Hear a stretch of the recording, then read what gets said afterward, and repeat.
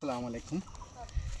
আপনারা মূলত দেখছেন যে একটা ভালো জিনিস, যেটা হচ্ছে একটা বাগান। এই দেখাচ্ছেন বাগানের ভিতরে কলা গাছের বাগান। এটা ওই ছেড়ে আরও জঙ্গলের অভাব নাই। এই যে অনেকগুলো জঙ্গল, গাছ, মেহগনি গাছ, রেন্ডি গাছ, তারপরে আরও দেখাচ্ছে একটা বিশাল জঙ্গল।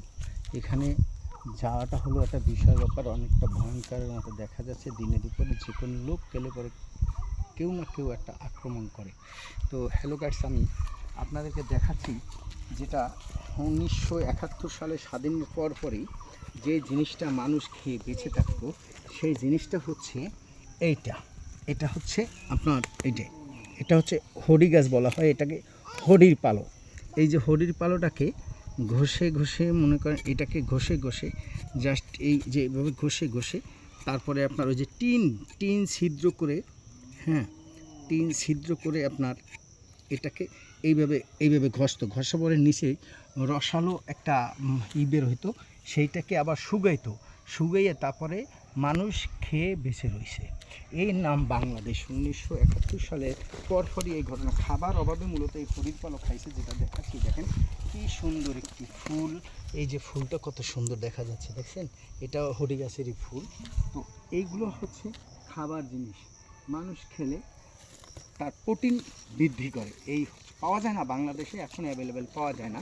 তো মানুষ তো মনে করেন, এই দেখাচ্ছি আপনাদেরকে, কেবল উঠতেছে আর কি, এগুলো উঠতেছে।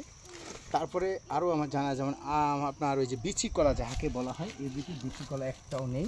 হ্যাঁ, তারপরে বিচি কলা খেয়েও মানুষ সেদ্ধ করে বিচি কলা খেয়েছেন, তো এগুলোও আমরা দেখেছি।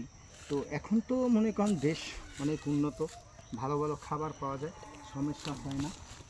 তো দেখা যায় এর সাথে আরেকটা আছে, যেটা আপনাকে বলেছিলাম, হয়তো মনে নেই যে বলছি কি না, যেটা হচ্ছে হোগলের গুঁড়ো মানুষ একটা সময় খাইতো।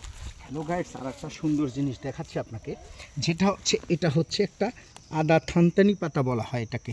এই আদা থানতানি পাতা একটা ভালো জিনিস, যেটা মানুষ খেলে পরে তার শরীরে অনেক ভালো থাকে। অন্ততপক্ষে যদি ডিসেন্ট্রি হয় তাহলে এই পাতাটা খায়, অথবা চুল পড়া বন্ধ হয়, এরকম কোনো কিছু না। এটা ভর্তা খেতে হয়, নয়তো ভাজি খেতে হয়। অনেক সময় এটা অনেক মজার জিনিস, যা আপনাকে বলতে পারবো না। এইটা কি জিনিস জানি না, অবশ্যই এই ফলটা খাই কিনা তা আমি জানি না, জানলে অবশ্য খেতাম। এটাও সম্ভবত কোনো প্রোটিন থাকতে পারে। তো আরেকটা গাছ আছে যেটা দেখাচ্ছি, এটা হলো আর্টিয়েলি গাছ বলা হয়। এটার ফলও কিন্তু অনেক সময় মানুষ খায়, যেহেতু এই ফলটা পাকলে অনেক সুস্বাদু হয়। ফল নাই এখানে অবশ্য, থাকলে আমি এটা খেয়ে আপনাদেরকে দেখাইতাম।